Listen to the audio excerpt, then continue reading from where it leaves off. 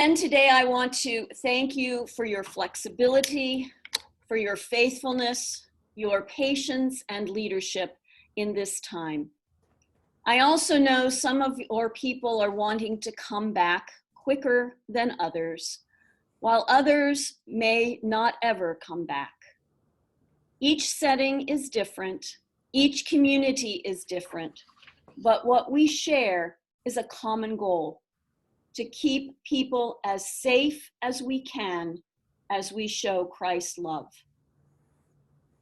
Some will figure out low risks of ways of gathering together again in person. Some of you may not gather again together for a long time.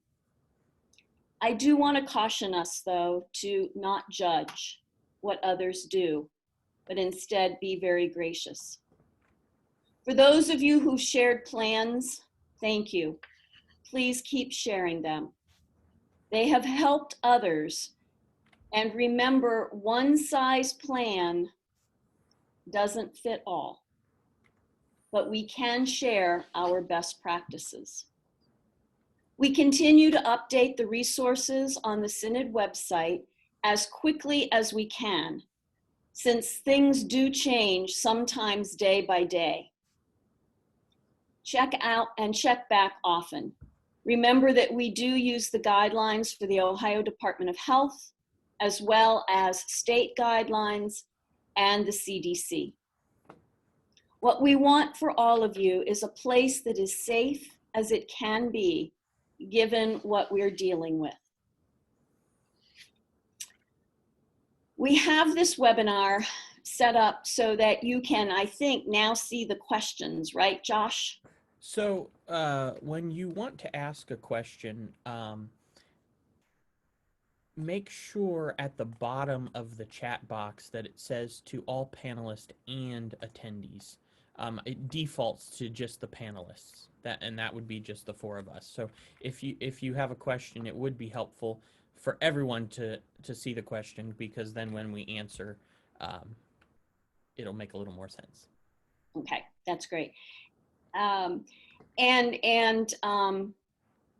Going forward, I just want to say that our times together are going to be topic specific as we continue to live with COVID-19. So as topics come up and as we get questions in the office, we will set these webinars up with people who can help us answer your questions. I do see a question about, we are recording this session and we will make available the prayer that I prayed this morning. I want to once again thank Curt, who is our medical expert and advisee here that has been with us from the beginning. So thank you, Curt, for being back today. And today's webinar is led by both Curt and Josh, and you've seen them before and you know who they are. And our topic today is singing and speaking publicly and speaking through masks, and they're going to answer some questions. They have a PowerPoint that will also be made available to you so that you can share that. So I'm going to turn it over to them. I'm going to go off screen for just a moment because our dog Brady needs to go out. He just drank water and now he needs to go out. So I will be right back, but I'm going to turn it over to Curt and Josh. Thanks. Hello, everyone. I think before Curt starts his presentation, it's good to remind us that this is not a one-size-fits-all. This is what we have come up with after doing hours upon hours of research and watching lots of webinars and reports. Obviously, every situation is different, so this is just sort of a best practice situation that we came up with. So, Curt, do you want to start with the medical aspect of everything, and I can put up the PowerPoint when you're ready? Yeah, let's go ahead and put the PowerPoint up, and I'll kind of introduce it as we get going. So as you've heard me say before, I'm here to help kind of wade through the science, present a perspective that's based on the most recent data that we have, and it's coming quickly, which is good. It's nice to have it, but it also can be confusing. So I'm going to take the first part of this, show you where the reference material came from. Hopefully, as I work through some of the science, some of the questions that were posed to us beforehand will become answered. If we did not specifically answer your question that you sent in to us, please be sure you let us know. And I'll be sure to address that as we go through it. So I'm assuming I'll need to prompt Josh to advance the PowerPoint. Is that how this is going to work? Okay. All right, so let's go ahead and go off to the first slide. And as I said before, I'm really gonna focus on the science and the medicine here, and kind of take it from that aspect. Let's advance again. The documentation I'm giving you today is highly referenced from these two individuals, Dr. Donald Milton, who works at the University of Maryland in their School of Public Health, well-recognized expert, and his specific information, and I'm highly really summarizing it. Anyone that wants the details, of course, I can provide that as well. It's a little dry, but it's out there. But I'm going to present to you information that he did and his research team on particle science and what we already know and are learning about how the virus behaves inside our environment. The second doctor I'm going to reference here is Lucinda Halstead. She is a practicing otolaryngologist. And she is in the University of South Carolina. Her practice is solely focused on individuals with vocal expertise. She takes care of them every day, and she sees patients all the time. So I'm going to bring that information forward as well from a practitioner perspective. Again, I have her full presentation if you want to reference that later. Go ahead, Josh. Okay, so let's remind ourselves how we actually spread around not just the coronavirus, but pathogens in general. This slide I thought represented well not only how it happens, but also so we can agree on some terminology. Okay, so what we see in this slide here is the various color representations of how we get exposed. So the large blue circles there are called what's ballistic spray. That's what we typically see coming out of our mouth. It's visible, it's large particles, and I was watching a theater production last night being live streamed, and reminded me of this as I'm watching this actor deliver very complex lines, and he's just spewing stuff out of his mouth. That's ballistic spray. The next smaller green circles you see there are what's called coarse aerosol. Sometimes visible, sometimes not, but you can see the representation of how much comes out as well. You'll see the source of ballistic spray is your mouth. The source of the coarse aerosol comes out of the upper part of your breathing tree, and then the small brown dots, or the fine aerosols, come up out of your lungs. And that we're going to talk about that as well. There's something called a thermal plume, which is kind of what's happening around you. It's represented by the little pluses there. Not so much of importance for us, but be aware that there is this general aura of particles that are around you all the time. And then there's the last thing called a fomite. In this particular example, they're passing a cell phone back and forth to each other. So those are actual physical items that carry contagions that we can pass back and forth to each other. And so that's the terminology I want to focus on today. Next slide. What you see here is a funny looking device that was actually invented by Dr. Milton and really has been used quite extensively in Europe. What it does is it actually captures what comes out of an individual and analyzes it, okay? So it is just examining your regular breath, and it's also used to examine other things as well.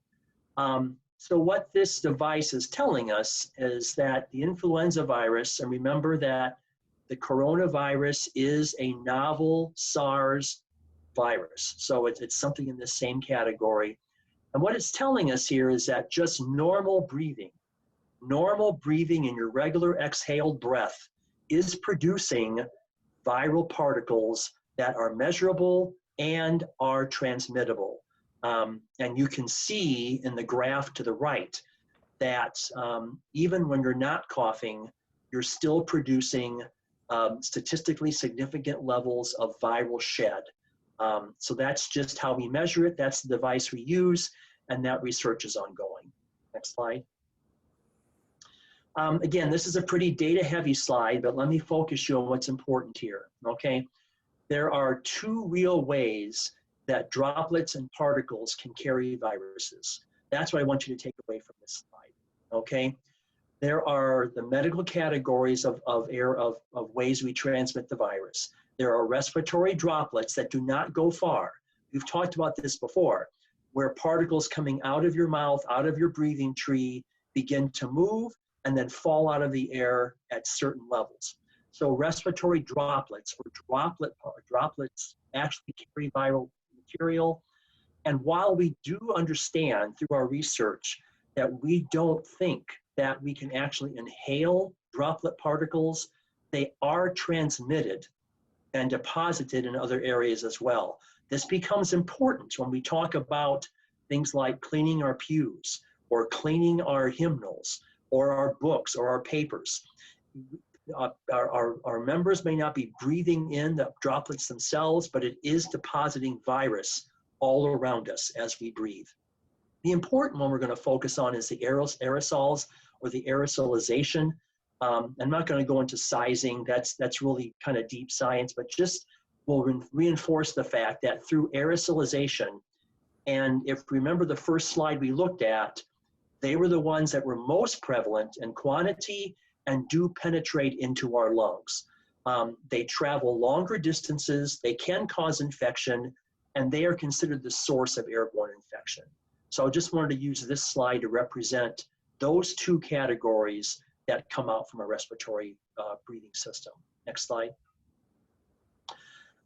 So I want to focus on one of the aspects that Dr. Milton looked at. His team was brought in to look at this choir exposure specifically, and he looked at it in detail. I want to spend some time on what they discovered when they did some deep dive research on how this infection was actually started and as it spread. So this happened back in March of 2020. 55 people, basically one half of the choir were in attendance at a rehearsal, okay?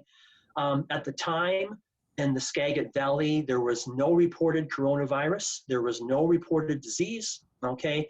And no closures were in effect. So it was business as usual at the time that this rehearsal took place, okay? They did put a notice out to the members in writing that said, if you are having symptoms of your disease, please don't attend. And that was the extent of the protection that was in place for this choir at that time. What resulted here, and you can see the layout of the rehearsal space there, that will become important later as we talk about it, okay? This rehearsal space was set up for 120 folks plus the two directors. 58 were there, 55 attendees plus directors, and of that, 58 attendees, 42 became infected. That's an infection rate of 70%. And what I want to focus on and what they found about this space, and this is going to become an important concept that we carry through our presentation today, the way that their HVA system, their air handling system, their air conditioning system was functioning in this rehearsal space, and their retrospective review showed there was only 1/2 of an air exchange per hour. Remember that, 1/2 of an exchange per hour in this space, which we are going to find as we look at the data becomes highly contributory to how this disease infected others, okay? And what's important here is that part of Dr. Milton's team are airflow engineers. And what they did was they went back and looked to say, if we were able to improve the air circulation in this space, and I'm going to contend to you improve our air circulation, all of our spaces, what would that have meant? And if we could have increased the air exchanges in this particular rehearsal space to 9 exchanges per hour, they kind of reduced that infection rate from a 70%, which is pandemic level, down to 14%. So keep that number in mind, and keep that in mind why we are talking about air exchanges. The other thing I want you to notice here, and a lot of this data is going to be in the metric system, but at the bottom part of that slide, you'll see the ceiling height in this space was 4.5 meters. Roughly speaking, a meter is about 3 feet. So remember that they're talking about rehearsing in a space that had a 12-foot ceiling height. And keep that in mind as well. So the takeaways here are highly infectious, air exchanges were minimal to non-existent, and it was a relatively large space they were in. Go ahead and advance. So taking about an hour and 15-minute presentation from Dr. Milton, I'm boiling it down to these major takeaways that I think we all should be paying attention to from his data, his research, and the team that he's assembled, okay? Particle dynamics are complex, and because of the aerosolization effect, it has a higher contributory effect than we had assumed early on when we were dealing with disease, okay? Again, air exchanges are going to be important here. A huge impact on how this infection rate happens with any particular space, okay?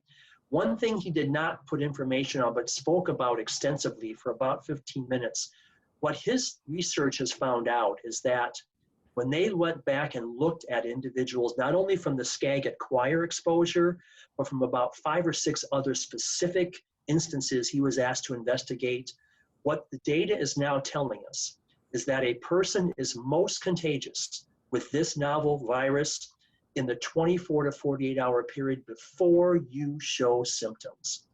That to me was pretty frightening. We suspected that, but Dr. Milton's research has proven this out over the course of 6 circumstances he has looked at in retrospective tracing and interviews of patients and the disease performance. So let's keep that in mind. Patients, this is not like regular influenza or other types of respiratory illnesses where patients become most infected well into their disease. They now look and act sick, they're showing symptoms of disease, and then become most contagious at that point. This is different in this case. It is not the same with other influenzas or other viruses we've dealt with in the past, okay? We want to also indicate that household materials don't perform well in relation to particle dynamics. So what that means is things that we're going to use to help protect ourselves, and I'm going to come to this in more detail with Dr. Halstead, but outside of the use of an N95 mask, which is specifically designed to protect an individual against particle dynamics, what we're finding generally speaking is that if we want to really perform well in this space, household materials that we are now assembling and using are not that effective. That's become important. We talk about there is no risk option here, okay? And I know we all want to know what can we do. And I'm going to spend a lot of time on just informing you about what might be risky, but we're going to come to later in the presentation, what can we talk about? What can we suggest? And as far as reducing our risk, understanding that no one will be able to give anybody a no-risk option. The takeaway is particles you see are not what put you at risk. So if you're standing away from somebody who's an active talker or singer and you see particles coming, that is not where your risk lies. It is in those particles that you cannot see, but we know are there, that are going to put you at risk for disease. Science is emerging, but here's what we know now in the near term. Air exchanges not only are critical, but must be understood. So I want everyone to have that as a takeaway from me today, from this webinar, is that you need to go back into your spaces, talk to your facilities people, your building engineers, whoever you have, architects, whatever it might be, to understand how your buildings were built and how your systems work. And you need to do what you can to find out what that number is. Understanding your air exchanges will be critical to minimizing the risk of any plan that we put into place, regardless of what that might look like specifically.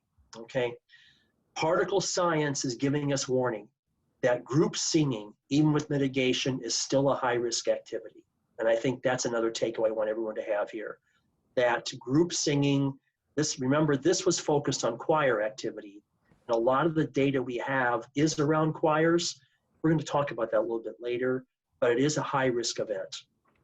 And that use of non-medical, properly fitted masks can be effective, but only for the largest particles. So that means it's going to protect those large blue dot particles we saw to keep that from producing fomites around us. It's not going to prevent the aerosolization, but it's going to keep our materials that are around us protected from dropping particles on them and producing secondary contamination.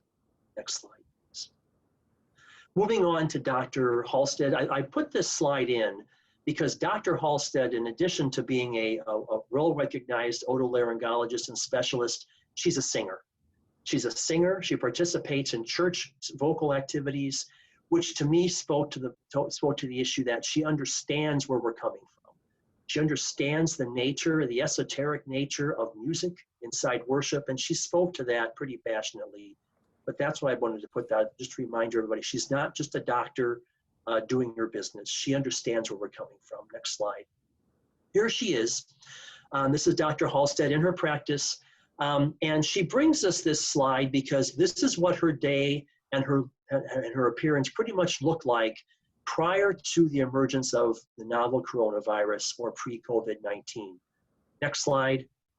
And here is what she looks like today. I don't put this up here to scare you. It might scare some people, okay, but there's a couple points to be made here. This is now how she approaches her singers in her practice every day, because she understands the particle dynamics that Dr. Milton explained. There's a couple of the points to take away from here as well. We're going to talk about testing, okay, but her data inside her team and her university with the data tests they're using is confirming the fact that we have begun to see that there is still a percentage in the area of 5% of false negatives in testing. So let's just keep that in mind. And that it is a high risk activity for those of us that are on the front line. And I don't do that to be self-serving, but I do it to remind you that everything that we can do to protect not only ourselves and our members, also helps protect those healthcare workers that are on the front line doing their jobs every day to take care of us, regardless of how we got sick. We don't care how you got sick. We just are here to take care of you once you do, and then on the back end, try to educate to prevent that sickness from coming. Advance, please. So here is what she's telling us. I'm not going to spend much more time on the aerosolization of particles. I think Dr. Milton did that very well. But here is the activity that her patients are engaged in all the time. So you see stage production there on the left of what is typical, and one of the reasons why I think we're going to be slow to return to live theater events anytime soon, because of what you see right there, that direct contact. On the right, you see the Westminster Chorale, a well-known vocal organization known worldwide. And that's their full membership there. What she estimated in her consultation work with the Westminster Chorale is that in order for a group like that of that size to properly distance themselves within the aerosolization risk that we know, that group would occupy 90% of the square footage area of a football field. So let's keep that in mind as we're talking about how do we get our groups working again vocally. Distancing is going to be key. And hopefully you understand through the aerosolization data I presented to you, the masking risk that we have, and the size of our groups. that's going to become a big issue for us. So just keep that in mind. Those folks, as you see there in their concert performance, would be on a football field to perform in a safe environment. Next slide. So she presented some keys that are going to be important for individuals to come back together, not only for individual lessons. Remember, her audience and the audience of at least one of the webinars I attended were people that depend on vocal performance and rehearsals for their livelihood. These people are individual teachers, they're individual vocalists, they are individuals who earn their living every day by singing, okay? So what she's saying is, in order for us to individually work again through lessons, group singing, which we're focusing on today, and performances, which is what I say is akin to what we're doing in our worship services. We don't like to call them performances, but they behave as if it was a performance. Here's what we have to have. We need widespread good testing. PCR testing. PCR testing is the ability for us to test at the point of care. And we're going to talk about that a little bit here. What that means is individuals can test themselves, or you can rapidly test individuals in a focused environment on site and get reliable results. That's PCR testing. We do that for a lot of diseases today, and we need a similar test for the COVID or for the novel coronavirus. Understanding we have these false negatives. Contact screening is going to be critical. I mention that because irregardless of what your plan may be for introducing singing back into your worship, we talked about this before. You are going to have to be accountable to the fact that you're going to have to keep track of who was in proximity to each other, so that when the need arises, and it will arise, contact screening is going to be an important tool for us as we learn to live with COVID-19, so that when the question arises, you can produce a reliable list of folks who will have to be interviewed and followed up with for their own exposure if we choose to pursue this. And then there's other diagnostic testing as well. That's really more for a medical application. Next slide, please. Vaccines, of course, are important. Josh and I were talking about this last night, and we were doing our review for this session. Irrespective of what you hear in the mass media today, medical scientists still believe we are a ways away from a reliable vaccine. The Moderna case that we all been watching closely, what happened here was, as often happens with data like this, the media gets a hold of a report, drives it quickly, and then when the scientists dive deep into the results of the study, the story is different. And that's really what came out with this, with the information around the Moderna vaccine. It was extracted from a shareholders report, not from the review of the medical study itself. And when we look at that data more in detail, we still believe we are well off in developing an effective vaccine. But in the meantime, we're working on treating individuals that get sick. While the vaccine is there to help protect us from getting sick or reducing our ability to contract a disease, we still need effective treatments to take care of people when they do get sick. That progress is moving along quickly. I will simply take this time to do a quick public service announcement, and I hope you will take it for face value that we need to be very careful with the message that we give people that look to us for leadership. Let us be sure that we are anchoring our comments around treatments in science and in effectiveness, and relying on individuals to understand this to a degree to keep it safe. And we talked about safety being our mantra. So if you are coming across conversations around treatments, if you are asked to comment on treatments, please be sure you're anchoring your dialogue in the science or referring it to individuals that are anchored clearly in the science. And then finally, social distancing is still going to be key, as well as using protective personal equipment or PPE as well. Next slide. So here's the ideal situation, Dr. Halstead, to get us back together. But I put this up here because I think it's wise to understand if we're going to consider coming together again for singing, here is what the medical experts are telling us is the ideal situation, okay? Number one, there, as I said earlier, there is no risk option. And organizations are going to have to be ready to not only communicate and explain risk, but expect those people that are going to want to be involved in this to accept that risk.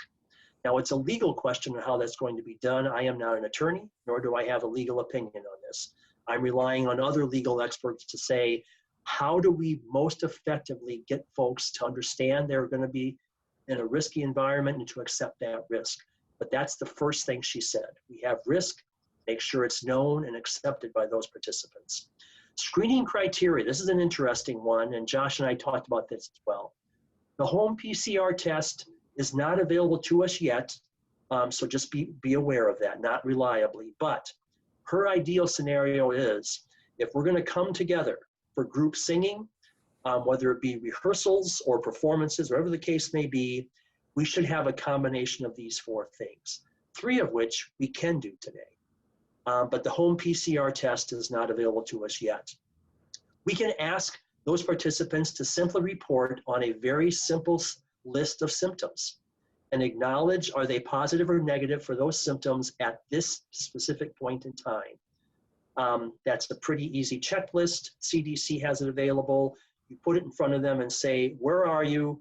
You acknowledge that. They acknowledge that. Someone needs to keep that, but that's their symptom reporting. You can do a temperature check at the University of South Carolina, and I think it's pretty relatively well accepted. A temperature check indicating that you are at 99.4 or less is considered a normal temperature or fever-free from a medical perspective. And there are ways to do that effectively with non-contact methods today. You don't have to put a thermometer in your mouth or do what you do at the doctor's office.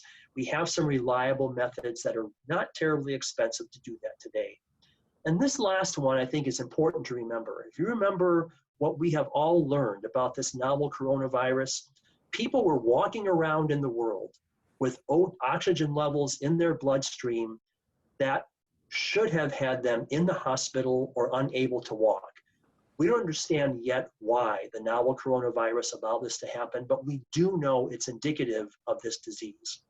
And so her recommendation is to do a quick pulse oximetry check. If you've been to the doctor recently, you know that means they simply stick a device on your finger. After a few seconds, it reads out your O2 level, and that's a good thing. If someone's walking around with a pulse ox less than 95%, something's going on with them, and they should not be allowed to participate in this activity.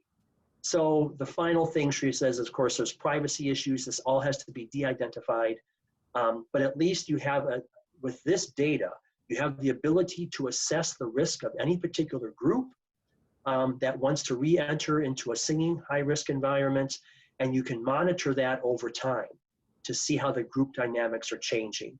Dr. Milton, when he looked at her recommendation, believed that if the choir, the Saget choir that he analyzed, had gone through this basic protocol, even without testing, they would have discovered positive singers inside their group the night of this rehearsal, based upon the retrospective test he did. So he believes this is a good one to do.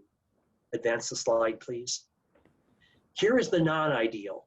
And what you're going to see is it's simply the same thing we saw before, except acknowledging we do not have a viral test today available to us, which makes a return to group singing staying as a high-risk activity. Following the same criteria that we saw, the acceptance of risk documentation, the symptoms check, the temperature check, and the pulse ox check, and acknowledging the privacy issues and de-identifying your data, all makes a high-risk option for us to return into a safe environment. Next slide. This slide I put up, this is Dr. Halstead's slide, that is typical of what we see today for people walking around in the world with masks.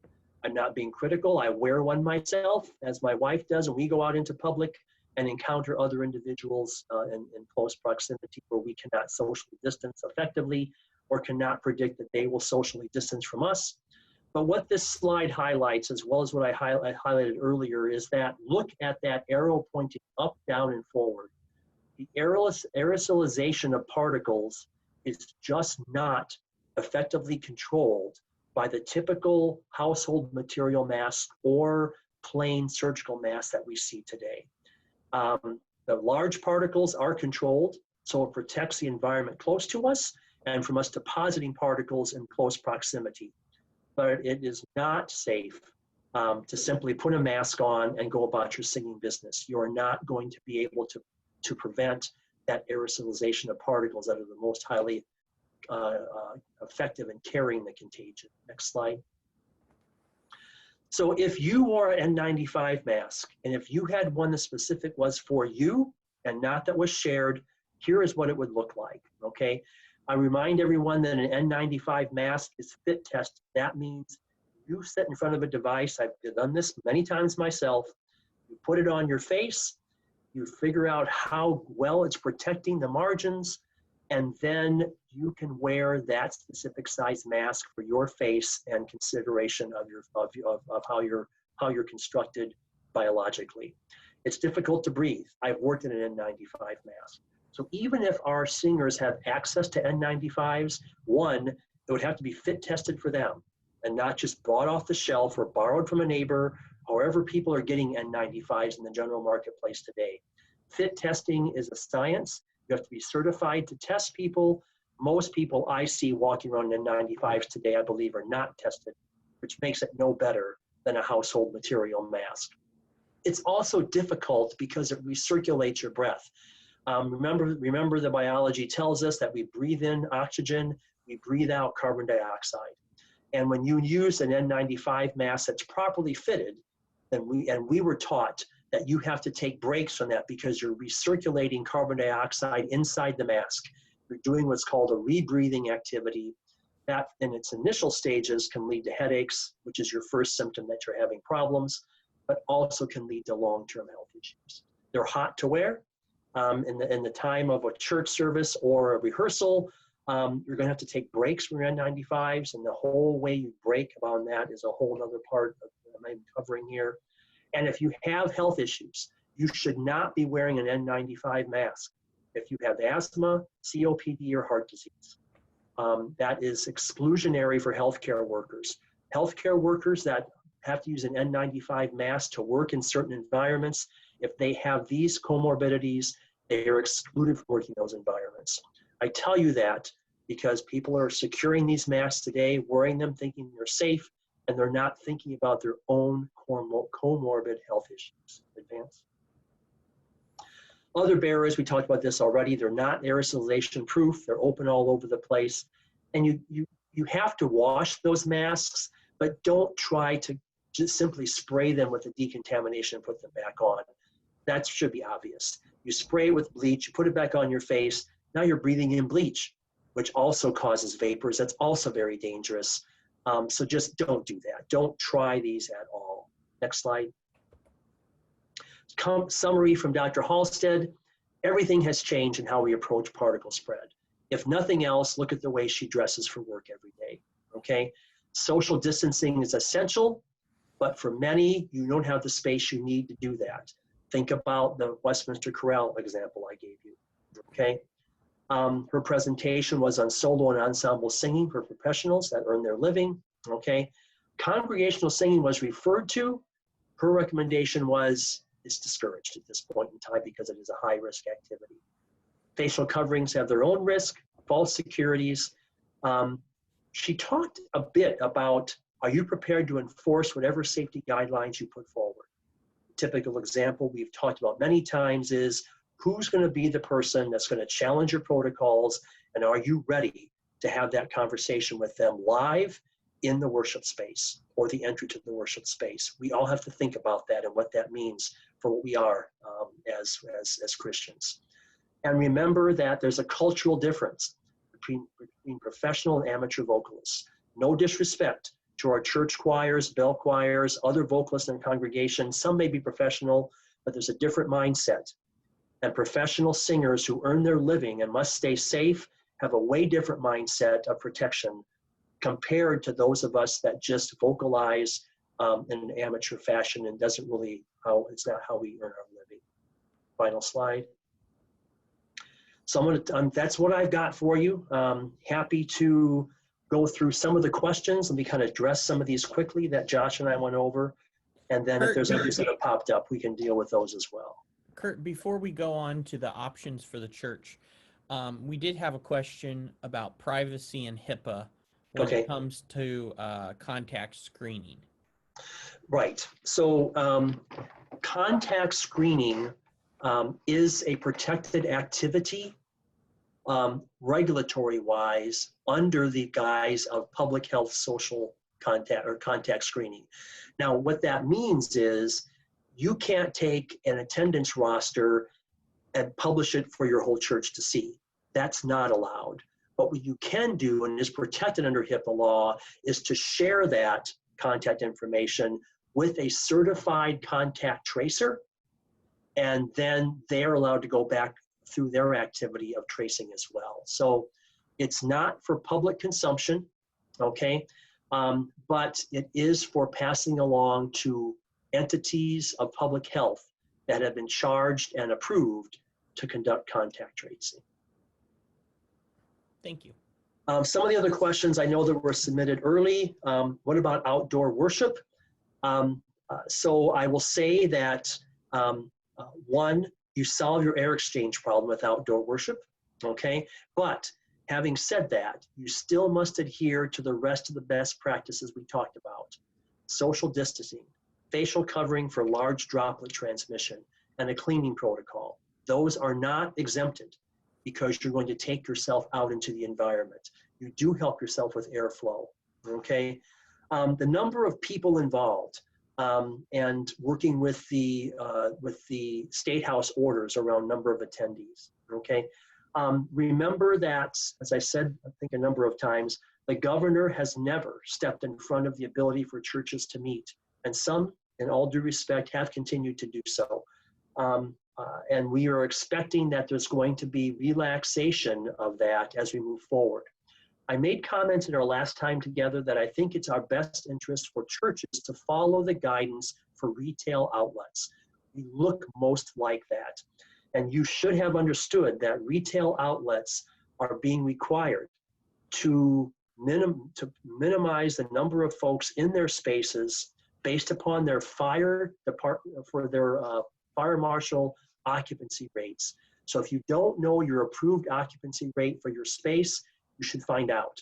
And then you will decide what percentage of that is appropriate, and then apply your social distancing to that as well. But I think there's a way to work with both of those, but you're not contramanding anything that's come out in the governor's orders. We had a question about bell choirs versus vocal choirs. While the numbers of bell choirs attendees will be less, maybe less than vocal choirs, you still have a couple of challenges in front of you. So remember the criteria, even for the high-risk gathering that Dr. Halstead put out there. If you want to develop a protocol that's going to allow for some of that testing, you will at least begin to work down lessening your risk, but you still have to satisfy the distancing issues. I've been a bell choir ringer for many years, directed many choirs. A typical bell choir for a church of size that we have in our synod would need upwards of 70 feet of bell tables to accomplish the social distancing needed for them to effectively attain that. I don't know of any organization, even professional organizations, that have that much equipment available to them to be able to satisfy that. So we may be able to screen a smaller number, but you will be highly challenged to develop appropriately social distancing to make that choir effectively able to work. I think I've covered the issue with hymns and masks and the safety. I think the mask issue Dr. Halstead covered in great detail. Remember that what we did not talk about here, Dr. Halstead touched on it, there is a concept of super emitters. So what we have to remember is that a certain percentage of our population are super particle emitters. It's genetic and the way that you are constructed biologically. We don't know who these people are unless you put them in that Gazoon-type device that you saw early on in the presentation of Milton. We don't know that. So we have to assume that for every 100 members that we deal with, a certain percentage of those are going to be super emitters. And if they are a super emitter that are going to challenge the protocol, your risk to your membership and the rest of the folks in the space has gone up exponentially. So just remember that it's not just singing that produces a higher force of particles. You have these super emitters that just in their regular breathing are going to be contributing to that. So, Curt, that could mean that a super spreader that sings very softly actually puts out a lot more aerosol than a loud singer. Yeah, that's correct. Yeah, the super emitters, the data we have on them, and Dr. Milton has studied quite a few of them actually, shows us that just in your regular breathing, you're producing more particles than singers do. And that's just the nature of how God made you. So, that's the challenge in front of us there. So I think that covered the questions that we got in advance. Happy to address others that may have come up during the program. Curt, there was a question that just came up.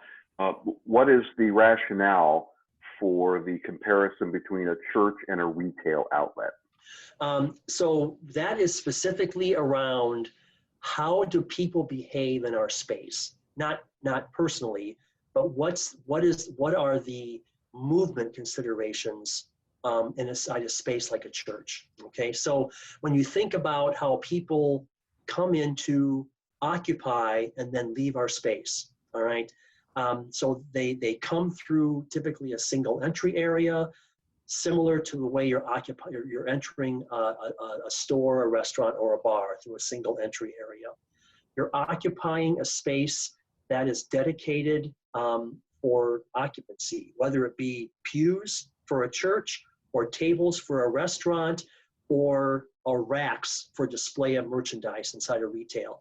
There's a space there that is designed to occupy people, and so that dynamic is similar. Movement inside the space is very similar. Where a church, typically you have people moving around inside that space that is dedicated for occupancy, sometimes in close proximity, sometimes not, but there's always this movement of activity. What I didn't go into great detail on, and Josh and I talked about it last night, was the issue of turbulence. So as you're moving around and creating turbulence in the air around you, particles behave differently than if you've settled, you've sat, and you let your airflow kind of take control of it. So, and then of course, as we exit, we're kind of all funneling out through the same way that we get out of a space that we came into a space. So that was the rationale that retail businesses work group used as they were analyzing various spaces. And I think it looks more like that as opposed to a factory or an outside business, or even a hospital for that matter. We seem to look most like the guidelines that have been established for retail businesses. Another question that came up, Curt, is what about spoken liturgy and prayers? Okay, so I think the guidelines there are really no different than we saw with particle performance behind a mask. Spoken liturgy, the facial covering is going to protect you, and it's going to protect the area directly around you from depositing larger particles onto whatever you're holding, wherever you're sitting, whatever the case may be. It is still going to have that aerosolization effect, which means we're going to have to rely on really good air handling inside our space and distancing to allow that to happen. I don't think it's an absolute prohibition, but it does mean you're going to have to manage that risk. It's going to be a higher risk than just sitting there, okay? But as we learned, the simple act of breathing is going to emit particles, and talking is going to increase that to some degree, but it's still going to carry its own risk. As we move into options for the church, I'm sure most or all of you saw the ELCA guidelines from Churchwide that I think came out last week. Is that correct, Bishop? Last Thursday.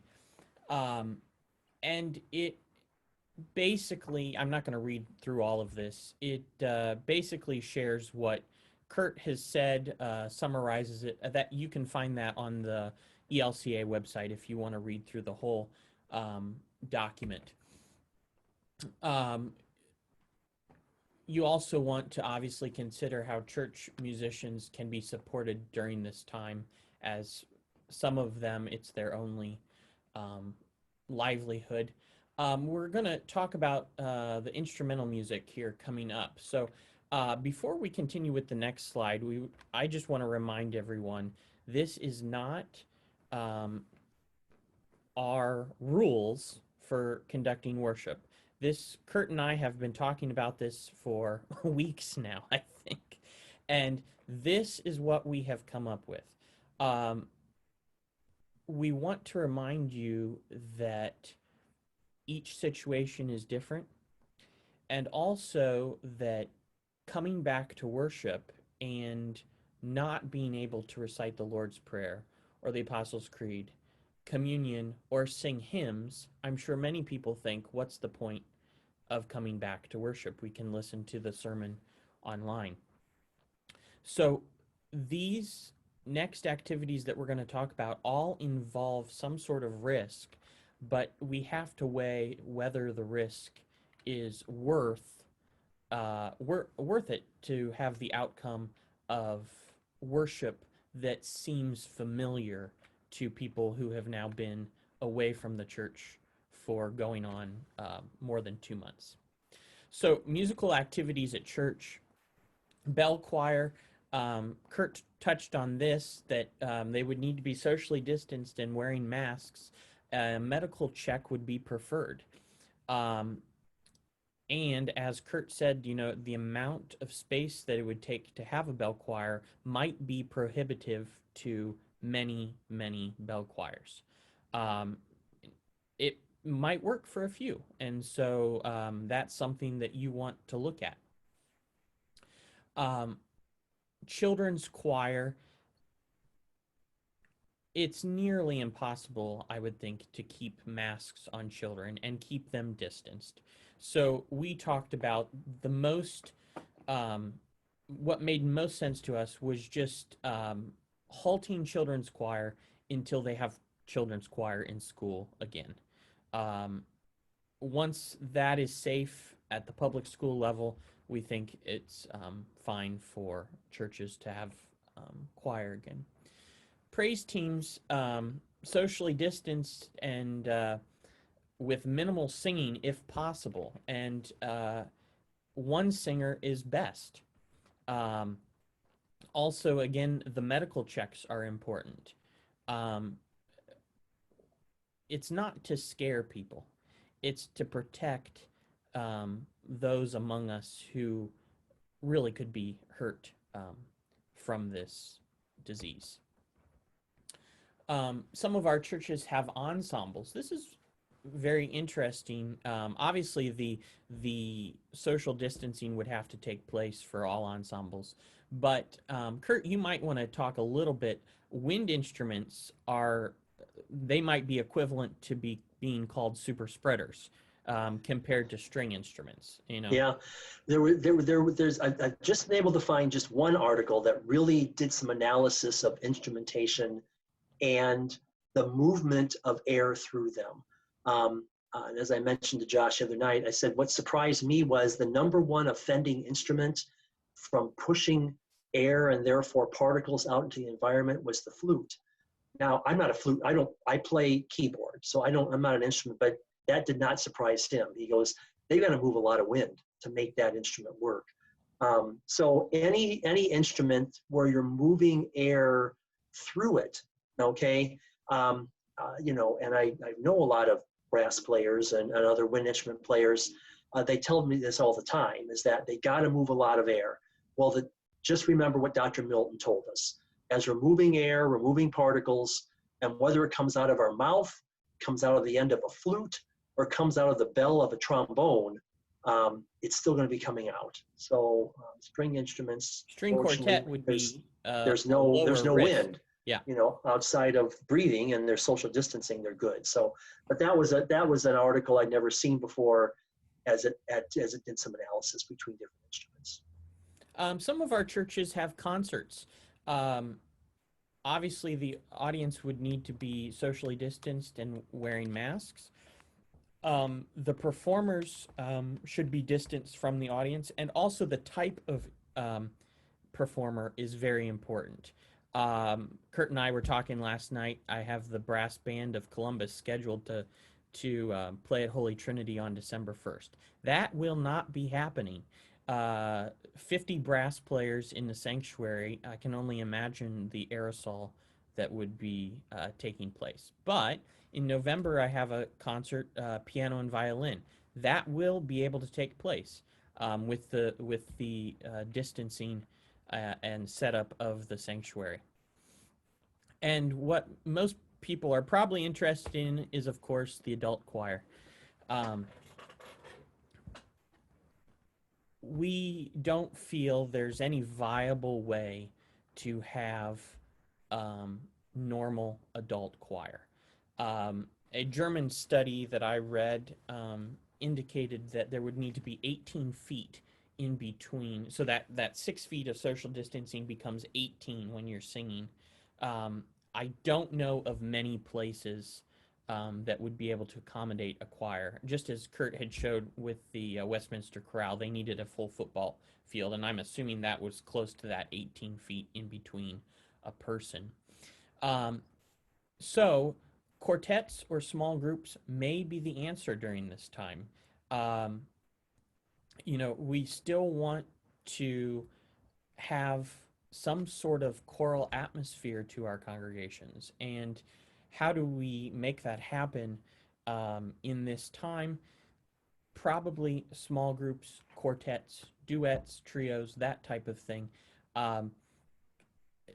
They're much easier to distance and keep away from the congregation than a choir of 15 to 45. So that is what we have come up with.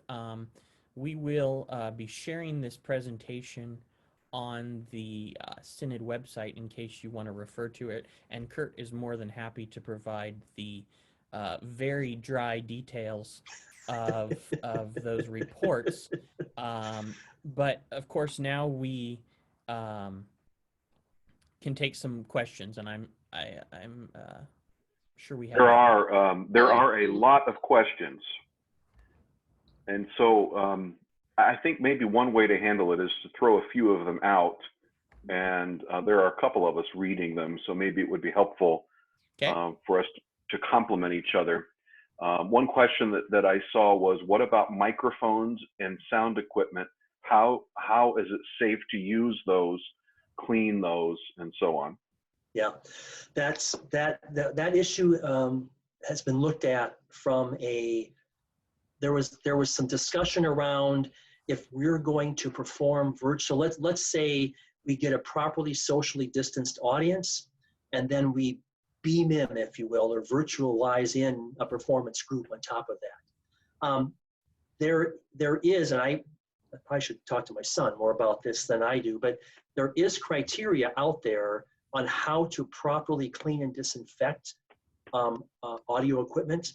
But I would have to defer to experts on that to see, but I do know it exists. The only reason I know that is my son's in the business, and as this equipment comes back into their warehouse, they never know who it's going to go to next. And so they have to go through a cleaning protocol to do it, and it doesn't break the equipment. So there's got to be a way to do that, but we'd have to find a source of information better than I can provide on that, but I do know it's possible. Another question, Curt, is it came up that if congregations have one worship service each week, is it sufficient for cleaning hard surfaces simply to wait a week? So, yeah, the time, I think you all know I'm on a work group for our own individual congregation as well. We talked about this actually yesterday during our meeting. So there's a couple of things to remember, okay? You have to assure that the space that has been occupied and contaminated, if you will, is then locked down until such time as it can be cleaned prior to the next service or whatever the next occupancy of that space might be. You have to be pretty darn careful that you can do that with accountability, because we do know that this virus, and many viruses for that matter, are able to stay viable on non-porous surfaces for days and days. And so while, you know, ultimately then over the course of 5 to 7, 10 days, it does just stop, it dies. But if you can be sure that no one's going to enter that space until your cleaning team has gotten to it, then it's probably okay. But it depends on how well you control your facility. And I think one of the questions was, is it necessary to clean if it's 7 days between? Yeah, I think I am not confident in viral science around the novel virus yet to say, just let it die.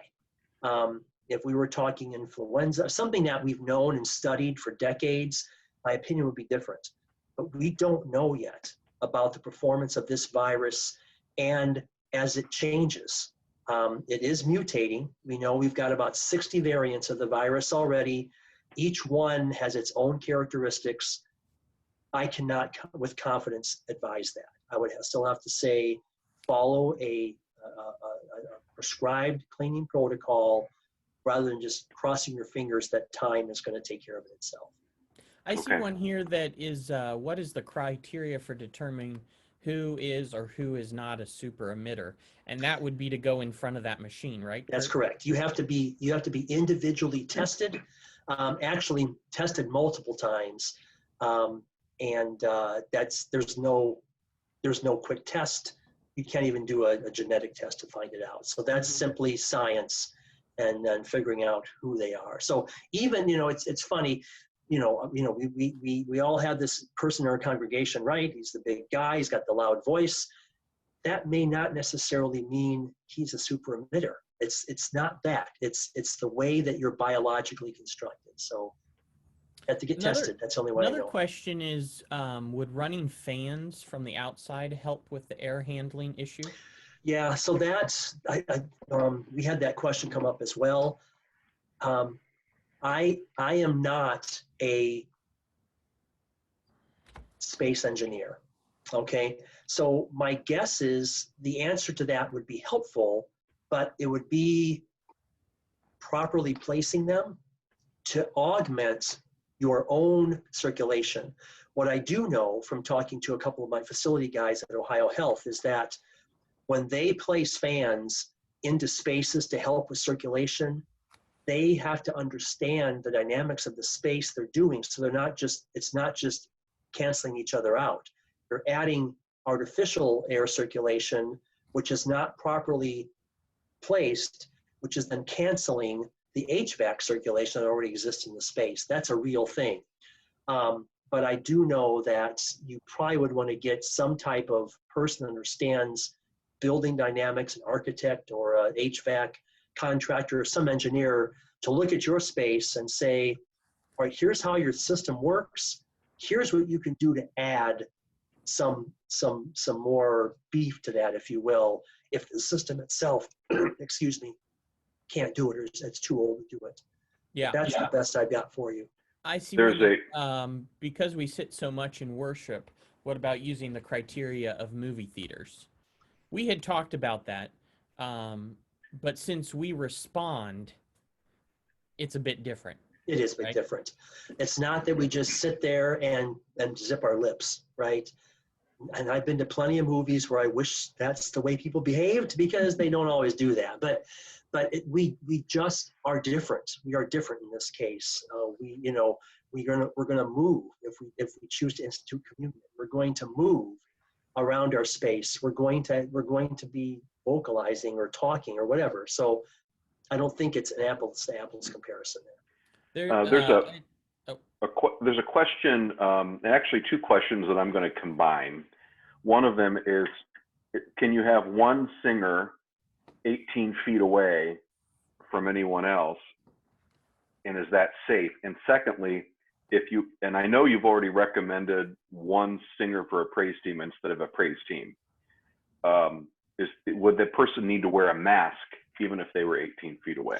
Yeah, so that's a good question. So when we talk about one singer in a praise group, the reason we talk about that is because it's going to just reduce the overall particle generation of the group. So that's where that recommendation comes from. The others can play the guitar, the drums, the bass, whatever instrumentation they might have around that. But in order for that to be effective, to answer your second part, they do have to wear masks and they have to distance. You've all seen them, right? They're I've never played in one, but they like that closeness to each other, and they want to be in front of their amps, and they're just going to have to get spaced. And frankly, if you have a dedicated space for your praise team, you should measure it and mark it. All right, there should be X's on the floor, or it should be stripe tape where the percussion guy sets up, or the percussion performer sets up, or X's on the ground where the mic stand goes, and so that they stay in their space as they get. And everybody is 6 feet apart. That's correct. That is correct. And then the singer should be, is it 18 feet? 18 feet from your members. Okay. From the members. Preferably, the singer is in front of the rest of the praise band team. Okay, so at least they are protected from that forward projection of particles. But then you want that space between the singer and the members. And maybe this is my question, but it's kind of fitting into the other people's questions. The question is, we're not talking about N95 masks here, right? We're talking about face coverings. Right. Let me just say that an N95 mask that has not been properly fit tested performs no better than putting a T-shirt over your face or whatever mask you might use. So, and that is better, but the face coverings we're talking about, that they are better than nothing. That is correct. What you're saying? Yes. Okay. Think back to that slide I put up about particle size. Okay. Those facial coverings have been shown to reduce that largest particle size disbursement. And that's good. That's a good thing. It protects people that may not be socially distanced, or it protects solid surfaces around you from a cleaning perspective or contamination perspective. Yep. I see a question about the National Association of Teachers of Singing recommended no concerts for 1 or 2 years. That is very true. We were mentioning concerts that would be instrumental, that string quartet would be a concert that would work, that kind of thing. An organ concert, a piano concert. I don't think there's a way to have a choral concert at this time. No. Not live. Even if the performers could figure out a way to develop a space for a 20-group professional ensemble to perform space-wise, you'd have to virtually bring that performance into your space. You couldn't have them perform in your space. And Josh and I talked, I believe we will see that. I think as time goes on, artists will figure out how to perform with each other in space-appropriate manners. But that doesn't mean they can come into your space and do that performance. A couple of things that are coming up that we can combine a little bit. I think this is a very important question, actually. What about preachers and lectors? How far away do they need to be? 18-foot rule needs to be in play. 18 foot, and should preachers wear masks? We looked at that before, based upon aerosol droplet performance dynamics. I'm thinking we'll be fine. Now, when they're going about their non-preaching activities as part of worship, then they should be wearing that mask. This comes to the issue of there is no absolute risk elimination. Okay, so let's just use our common sense here to say, do I want to be in front of a preacher where I'm trying to listen through whatever mask they're speaking through, and all of the expression that comes through the face as part of your preaching activity? I don't want that to be non-present, and I don't think our members do either. So I think 18 feet is the answer. Then is 18 feet. It is. But if they're at the table and they're presiding over the Eucharistic liturgy, a mask. Remember that, because there is droplet contamination you know, this is going to be way in the weeds, but we haven't talked about communion. But if you are going through the consecration of elements and it's all right there on your table in front of you and you don't have a mask on, you are contaminating what probably was a nice, clean set of equipment there. So you're contaminating the space, you're contaminating the books, you're contaminating all of that. So my advice is when you are pronouncing liturgy, it's probably a good idea to keep that mask on, because this is so Lutheran of me, right? We all know the liturgy, almost have memorized it by heart. So we know what the words are. We know what they're saying there. But prayers and preaching, which are unique week to week, I think we need to give some latitude to that and mitigate risk the best we can. But I'm not so sure I'm in favor of saying that's an absolute no. There looks like there's a question about, well, there's two. Okay to hum along to hymns. So and I how can do tell you you, keep congregants from singing out from the pews? Well, you can't. one way would be not to have hymns. Yeah. So humming is no better or worse than singing or breathing. So just everything we know about breathing and singing applies whether you're humming or not. So that data is pretty clear. What was the second part of that? I missed the other part of it. Just how to keep people from singing. You can't. Yeah, how do you keep it? You just don't have hymns. Stop them. Yeah, you can't stop them. We do have a question about greeters, ushers, what should or shouldn't happen with greeters and ushers. So we talked about this yesterday with our hospitality team. It's that fine line between wanting to honor their enthusiasm for service, okay, and mitigating risk in our current environment. So where we landed was our hospitality team is just not going to be able to conduct their typical activities as we know them today for now. So the point there is, can we channel them into other activities? Can we channel the, obviously, greeters who, and I know lots of greeters, they're shakers, they're huggers, they kiss, they do all of that.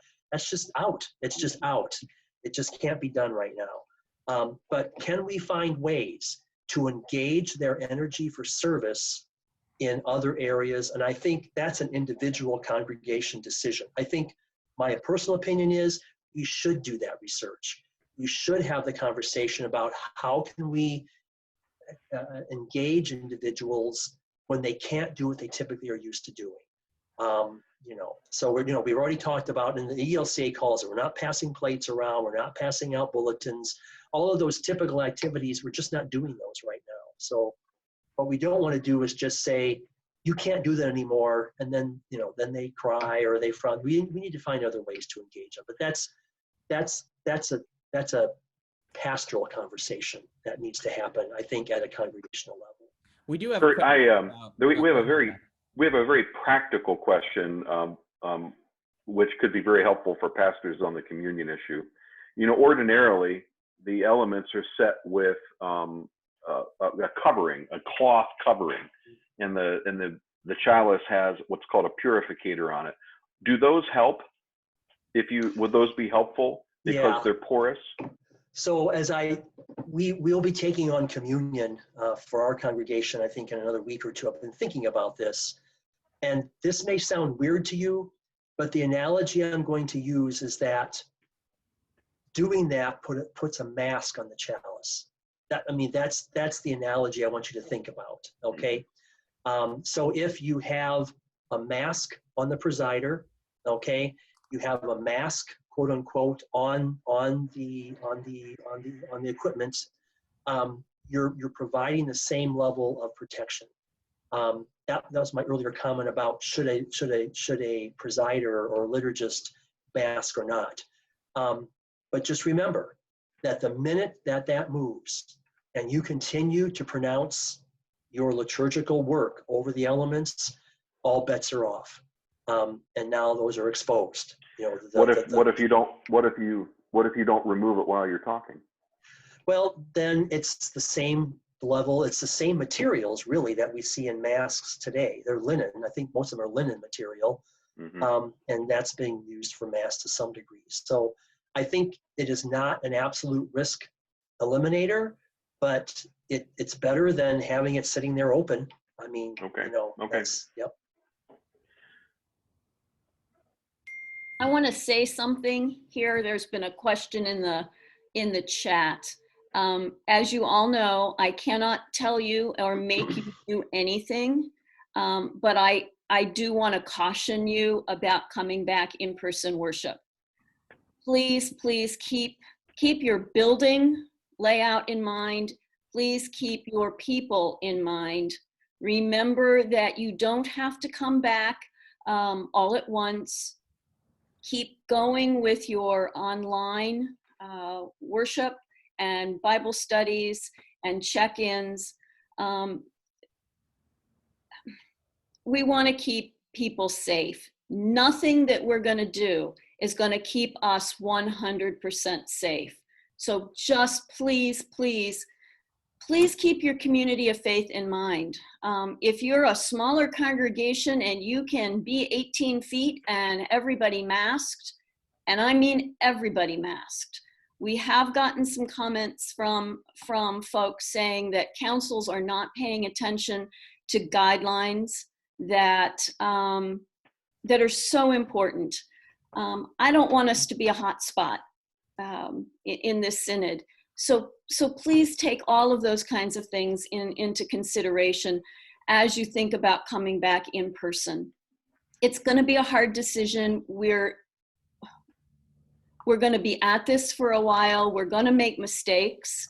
You know, you may decide that you come back and there are too many risks, and you decide to say, okay, no more in person. We'll do smaller groups. We will continue our online worship, but we're not going to be 100% safe. You know your communities of faith. You know your neighborhoods. You know your buildings. Just take all of that into consideration. The other thing is, Curt, and I know Curt and I have talked about this. This situation changes daily. So we, you know, this could all mean nothing in a month or so. You know, we have to keep up with the changing times. I just want to make a comment about that. I think it's a good time to pause. There needs to be a well thought through process on what we as individuals or corporately as congregations use as reliable sources of truth. I think it can't be overstated. The media is running rampant with this. You know, I sent some information around use of UV light as far as cleaning protocols go, and I had to dig deep to find articles that were of a scholarly nature based on science, as opposed to advertisements or media reports. Or you just have to be very careful with what that is. And so it's well worth your time and effort to develop a small assembly of trusted sources that you are going to rely on to help with analysis of all this data that's pouring out into the world. Because a lot of it is just not true. It's dangerous. It's not based on science, and it's people's wishful thinking. So I would not be a good scientist if I did not pause to say, cultivate your resource material and focus on it. I have 5 resources that I look at every day that I trust and that I have feeds coming through, and the rest of it is just noise. So be very careful with that.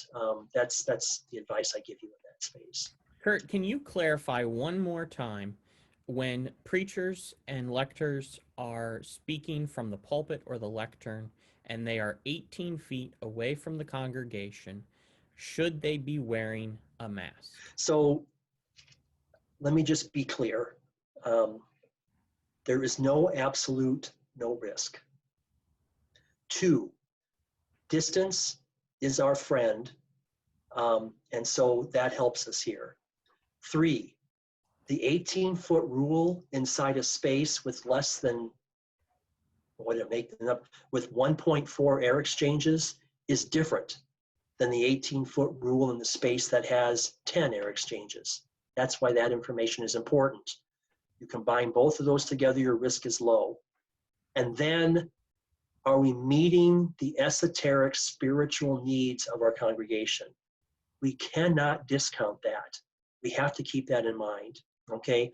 If your congregation is going to be put off by you standing in front of them delivering the gospel of Jesus Christ in a way that they can't hear, they can't interpret, or is meaningless to them in that environment, then don't do it. And maybe the bishop's advice here is stay virtual, okay? But I believe there is a pathway for preachers and lectors to perform their duties in an environment that reduces the risk to the degree we can, but it will always carry risk. Is that clear enough? I'm hoping. I'm trying to. Okay. All right. Curt, what about the fact that, what about the issue of requiring people to wear masks to come to church? There are two parts of this. Number one, is it unsafe for them to remove the mask to receive communion? So the answer to that is it is less safe than leaving the mask in place. There is no yes or no answer to that. It's all relative. Mm-hmm. So that we should just be able to think through that, right? There's some risk in it. There is a higher risk to do that than it is not to. Yep. And then the second question, and the former attorney in me is just flashing in my brain, and that is, look, you have a council policy that people wear masks. Let's assume that. What if someone refuses to? Do you stop the church service? What do you think from a scientific standpoint? So there is no scientific answer to this. This is, and it may not even be a legal question. It's really a culture question is what it boils down to, okay? So I will tell you this, scientifically, if someone chooses to not comply with what has been scientifically deemed to be reasonable and effective risk mitigation strategy, there's a good legal approach for you, Bob, right there, right? I think I legalized all of that, right? If they make that choice, okay, then there are consequences to that choice. We know that the first immediate consequence is, unlike some of your choices, this puts your fellow members at risk. You and your fellow members at risk, okay? And they have to be willing to, understand that. And that should be the basis of the conversation, okay?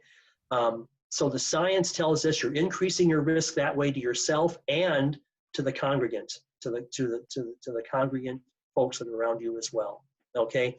And so you have to approach it that way. Whether an individual congregation, council, pastor, whoever is tasked with that decision, this is one that you have better be thinking through well in advance and communicating. I had this conversation with our team yesterday. We are about ready to not only release our first draft guidance, but solicit feedback.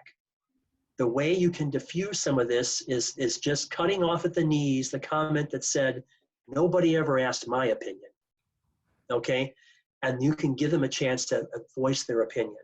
Whether they do so or not that's up to them. But you have to take away those cultural barriers that you can expect to hear as arguments against compliance. It's no different than when in the hospital arena, we were doing risk mitigation planning. You have to forecast what are those going to be, and you address them up front. And so you have to assume that there will be people in every congregation who refuse to wear a mask. Right.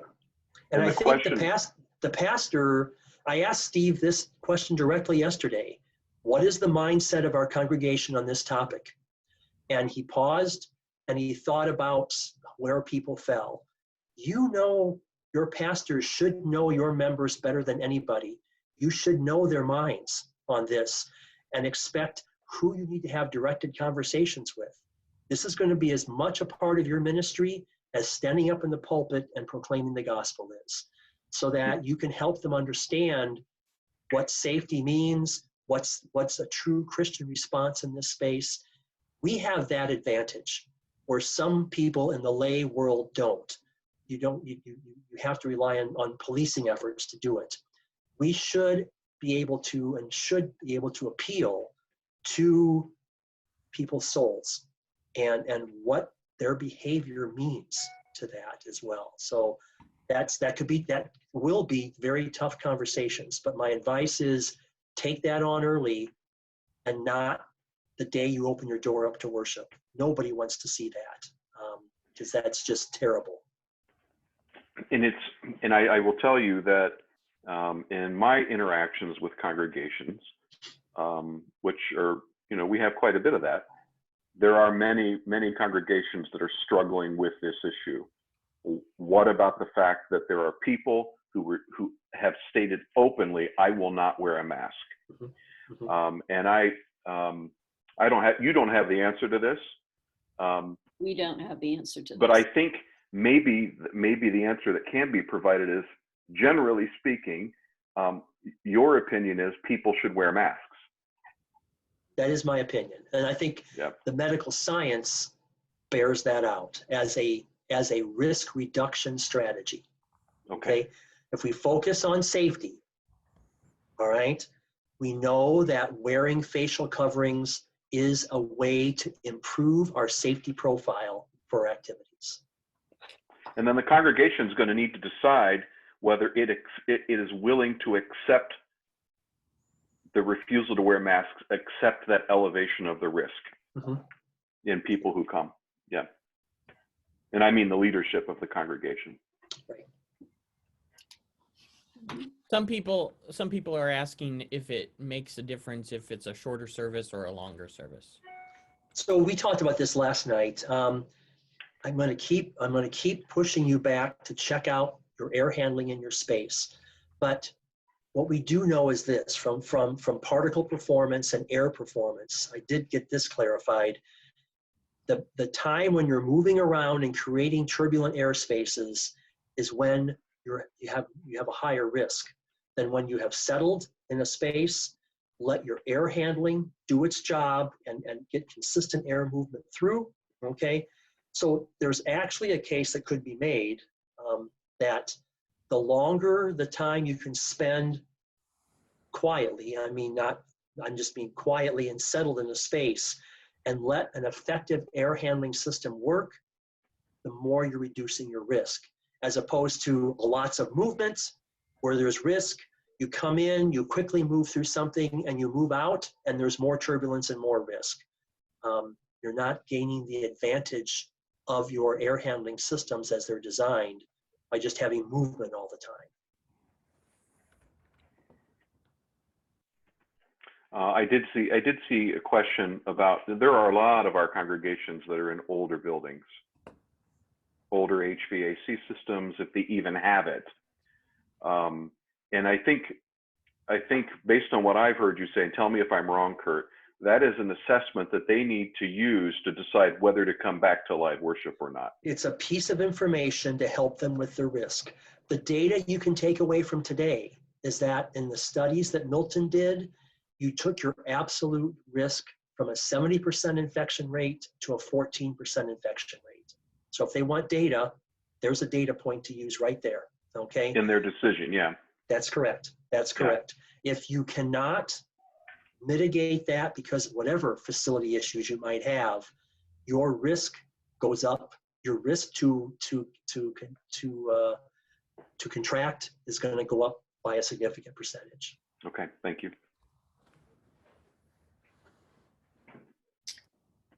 Okay. I think if you could continue, if it's okay with Dr. Curt and with Josh, I see a number of other questions. If we can keep these questions, Josh, can we? And then we will sort through them and answer some of those that were not answered today in this. I think we've pretty much covered, from the three of us that are watching, questions. But we'll gather these up and see if we can get them out to you in a timely fashion. I want to thank everybody. I want to thank Curt and Josh for taking the time and putting this presentation together. I also want to say thank you to all of you. I know we went a little bit over time, but I think these are important things as we talk about looking at coming back in person. Please keep putting on your plans, and you probably are going to have to revise them, and sometimes maybe weekly and monthly, but keep them as fluid as you possibly can. I'd like to say one other thing. We are getting information from the ELCA that Bishop Eaton will be doing a service on Holy Trinity Sunday. She will be at least preaching. We're hoping to get that information to you by May 31st. As soon as it's released, we'll get that to you. Again, thank you for your time. Thank you for your patience. Thank you for being partners in the gospel of Jesus Christ. And I'd like to end our time with a prayer from ELW on guidance. Let us pray. Direct us, Lord God, in all our doings with your most gracious favor, and extend to us your continual help, that in all our works begun, continued, and ended in you, we may glorify your holy name, and finally, by your mercy, bring us to everlasting life, through Jesus Christ, our Savior and Lord. Amen.